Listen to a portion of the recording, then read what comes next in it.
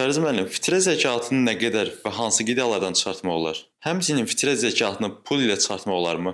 Bismillahirrahmanirrahim.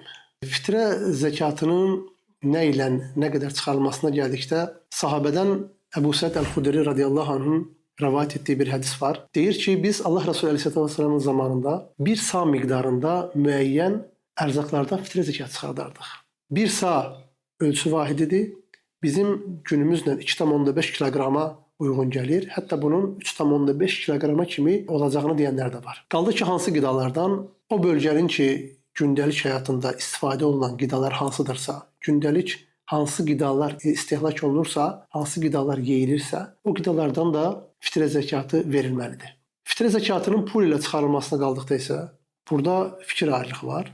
Amma icazəli olduğunu deyən alimlərimiz də yetərincə öz dövrünün seçilmiş alimləridir. Bunlardan adlarını çəksək, İmam Buxarini, Əbu Hanifəni, Yahya bin Ma'ini, Həsən el-Basrini, Sufyan el-Səvrini, Ömər ibn Əbdüləzzi, Əbu İshaq əs-Səbi kimi dövrünün məşhur alimlərinin adlarını çəkə bilərik. Doğrusunu Allah bilir.